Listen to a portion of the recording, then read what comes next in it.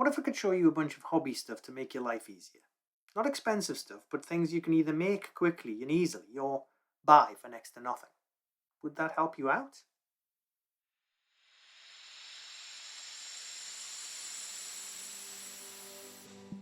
Welcome back to the State of Play. Okay, my last hobby video went far and wide.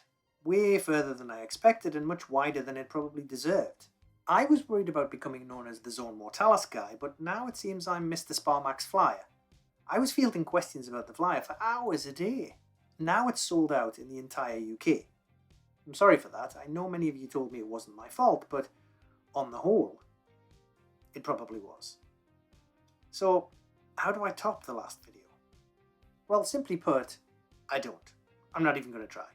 Instead, today we're going to look at a bunch of things to make your hobby life easier. Some you might have seen before, some maybe not. Okay, so you want to showcase your mini on Instagram, TikTok or Reddit with a rotating video.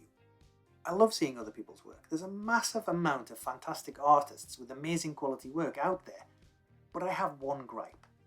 You'll see people who have a stunning mini on a painting handle trying to rotate it and failing. And I'm sure they're considering going out and buying one of those motorized rotating plates. And if you've done that, you'll know they're quite expensive for what they are cheap plastic, and just don't last very long. One day it just stops working randomly and it's dead. I've been through 4. The motor just dies. Yes, you can always buy a rotating Redgrass Games 360-degree painting handle or similar, but these are around £12 or $16. If you like them for painting, then they're great, but you're not going to buy one just to post a quick work in progress to your followers. Why not just use something you probably already have that costs you nothing? Zero. Seriously, the lids on your rattle cans already rotate. With a bit of practice, you can turn this thing smoothly 360 degrees. Just remove the sound so you don't hear the scratching noise when it turns. And if you don't want the shine on the lid, just matte varnish the lid. Most phones let you record, and when you click the edit button, you just mute the sound. Now you've got a cool rotating model to showcase, and it cost you nothing. Hobby handles. They're great, I have loads for batch painting. But now I've developed a preference for painting the base and the miniatures separately, and well, these things are useless for that. Once your mini is glued to the base, they make it hard to spray up underneath, and getting your brush up there requires dexterity that I didn't even have in my teens. So you end up painting a great looking model, and then rushing the base with a texture paint, a dry brush, a wash, and a few slapped on tufts. Be honest, you know you've done it. And all the while you're hoping you don't accidentally get Stirland mud smeared across your pristine golden armour. I now blue tack minis for priming only, so when I remove them I know exactly where the feet go and can develop a base around the feet marks. The only minis I glue now are the ones with tiny teeny feet. Instead I now use corks, gallon corks and paper clips. Amazon sell loads in a bag, and a box of large paper clips are dirt cheap. Cut the paper clip with wire cutters into long sections. Don't use your good sprue cutters for this, it'll ruin them. I learned the hard way. Drill a hole in one or both feet with a hobby drill and superglue them in. Even with superglue you can wiggle these back out when you're finished, but you can also keep them in and pin your model to the base. Once they're in, stick them in the cork. You've probably seen this on Cult of Paint. Now you can spray from all angles and get your brush where the sun don't shine. And if you're slap chopping, dry brushing the entire model uniformly is way easier when you don't have the base in the way. Doing it this way lets you put a bit more effort into the bases because you're not manoeuvring around the feet. I found it actually makes basing actually quicker. Your bases will thank me when they start getting even half as much attention as the mini. As for base rims, well, when you start looking at the base as its own thing, you'll find yourself questioning whether black really is the best colour to frame your new artwork. Controversial? Yes. Do I care? No. All bases used to be goblin green 30 years ago until someone decided to go another way.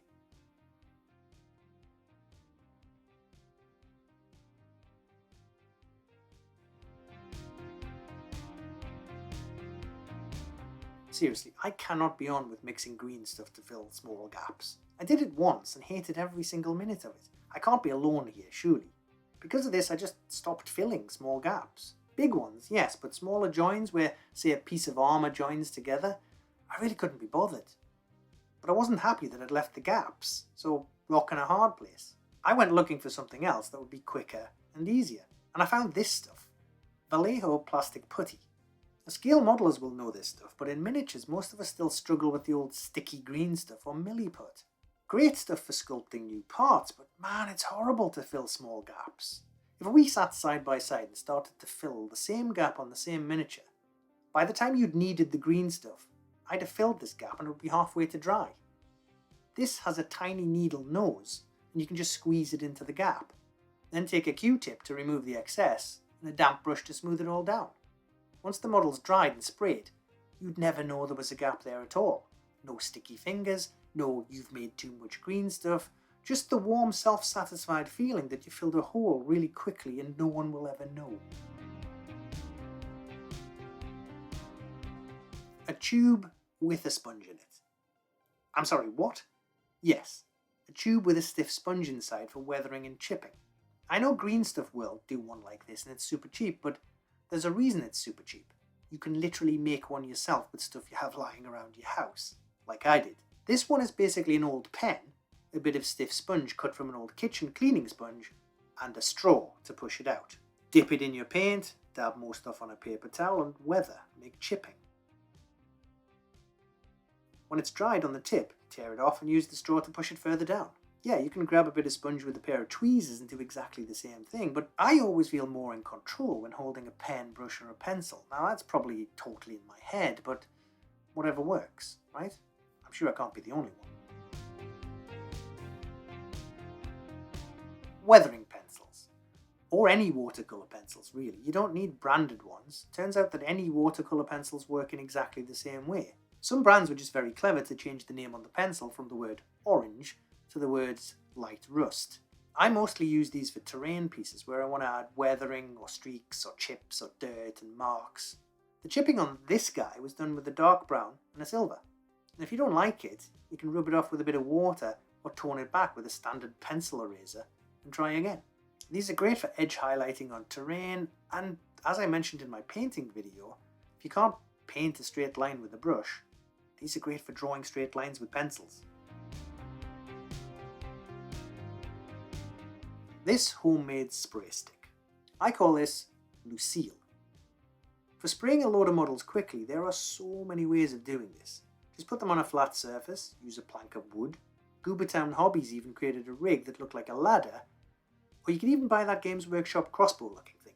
In the end, I wanted something that would let me prime a lot of models in one go, and have the ability to prime them in different colours with no overspray.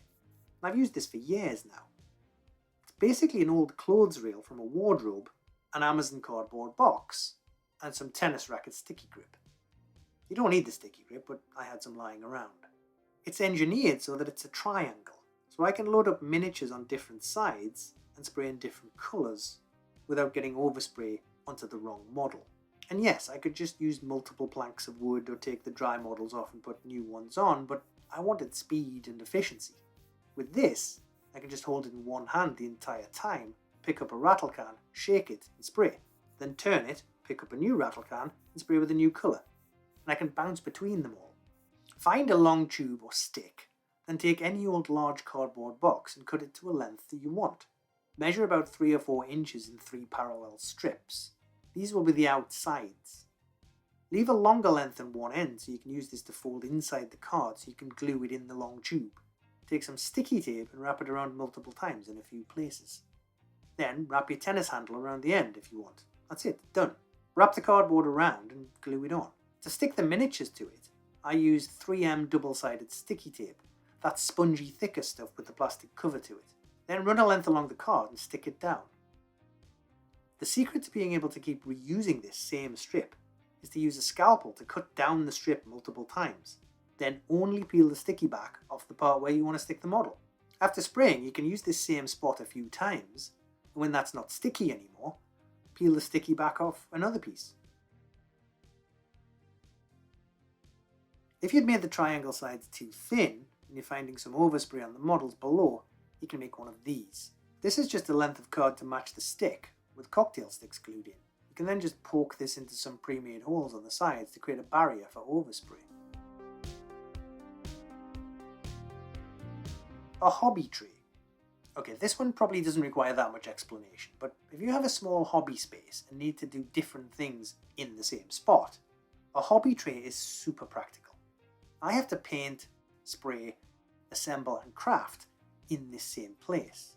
It's where the window opens for ventilation and the only place my hobby lamp will actually clip on. So I need to be able to quickly swap between tasks and have the space set up for that new task.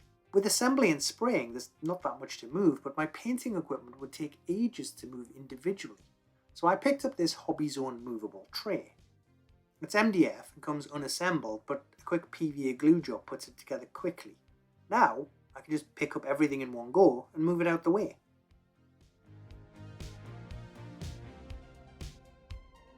I never really understood why people would ruin an expensive cutting mat by splashing it with glue or paint when painting or modelling. There are cheaper options available if you look outside this hobby. Silicone pastry mats are a cheap and brilliant surface cover for painting. Acrylic wipes off really quickly and the whole thing can be picked up and shaken outside for MDF or sprue bits. And if you spill your Nuln oil, you can pick this up, fold the curve and pour it back into the bottle as it's non-stick. Obviously this is not for cutting on, but then your cutting mat is not for painting on, so... And the other one I keep around is a large piece of cardboard. I don't even remember where this came from, but this just lays over my cutting mat if I'm doing any gluing. And yes, I realise you're rolling your eyes at me saying a piece of cardboard is a hobby tool when it's a bit like saying nighttime is dark, but then if it's that obvious, why does your cutting mat look like a multicoloured version of the lunar surface? Thanks for watching. I hope some of these solutions work for you like they did for me. I added this new end card to my videos in case you fancied watching something else of mine, or subscribing. I tried adding a few links directly to Netflix shows, but apparently YouTube doesn't want you to do that.